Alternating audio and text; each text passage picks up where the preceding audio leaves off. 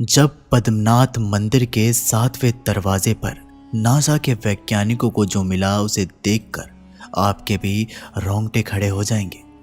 भारत समेत दुनिया भर में ऐसे कई रहस्य हैं जिनके बारे में आज तक इंसानों को कोई जानकारी नहीं है।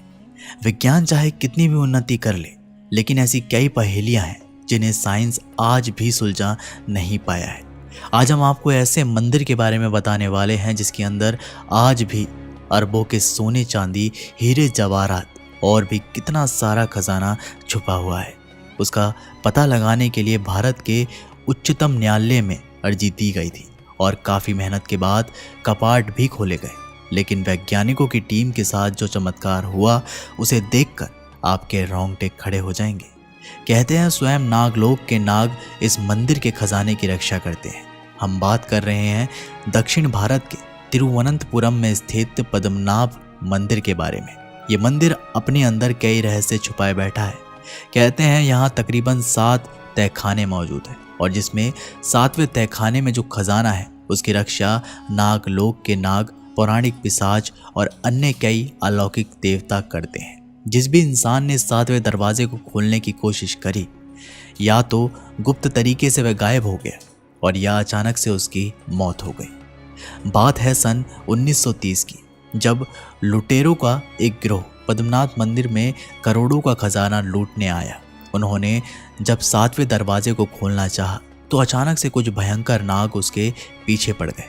ऐसा माना जाता है प्राचीन काल के संतों ने शक्तिशाली नागपाश मंत्र द्वारा इस कक्ष के प्रवेश द्वार को सील किया है और पद्मनाथ मंदिर के 7वें दरवाजे को केवल सबसे सटीक समझ वाला पुजारी ही गरुड़ मंत्र के जाप से खोल सकता है। लेकिन सन 2011 में सरकार द्वारा एक ऐसी नादानी हो गई जिसका पछतावा आज भी उन सभी वैज्ञानिकों को होता है जिनके द्वारा पद्मनाथ मंदिर का वह दरवाज़ा खोलने का प्रयास किया गया। पद्मनाथ स्वामी मंदिर केरल के तिरुवनंतपुरम में मौजूद भगवान विष्णु का सबसे प्रसिद्ध मंदिर है।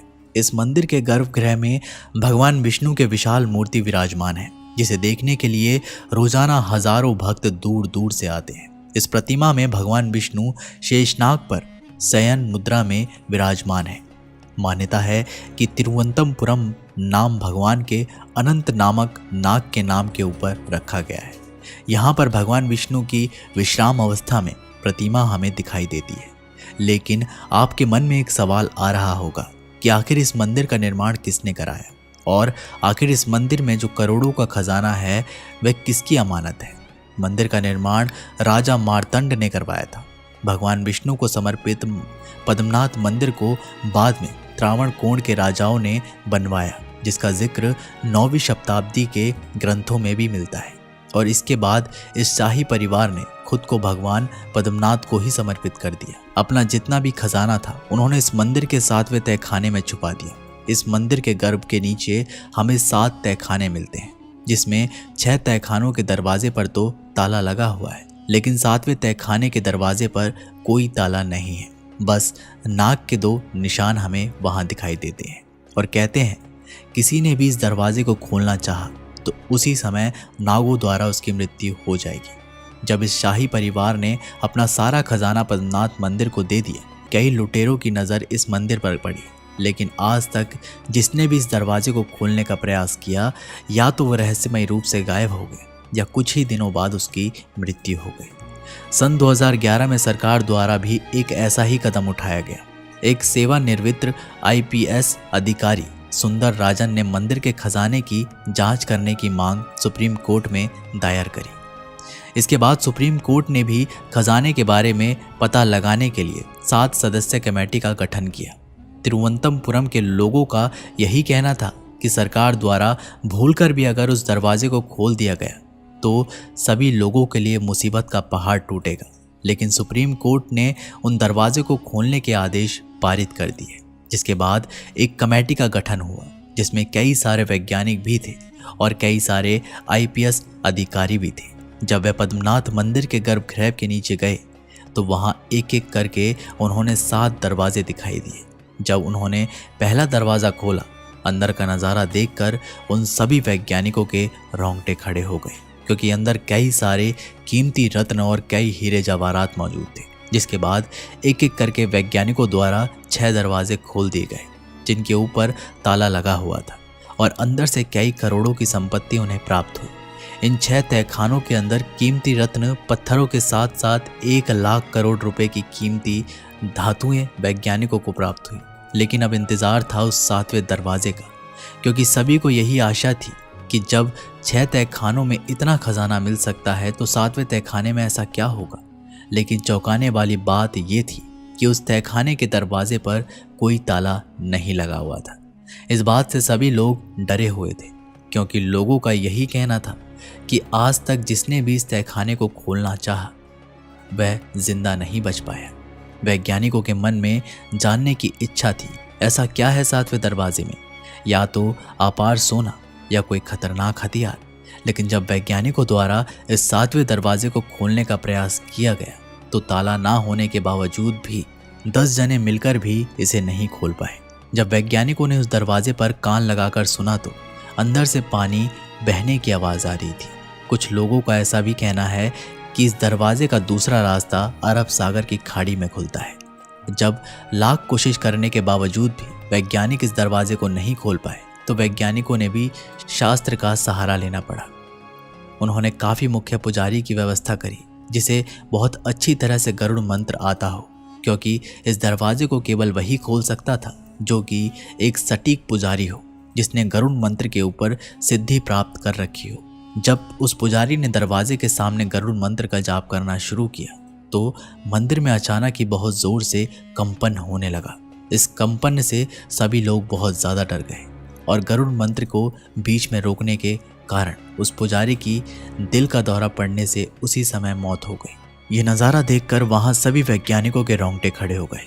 कहते हैं पहले दिन हार मानकर वे लोग वहाँ से लौट गए, लेकिन 6 तहखानों में से कई लाख करोड़ों का खजाना सरकार को प्राप्त हुआ था।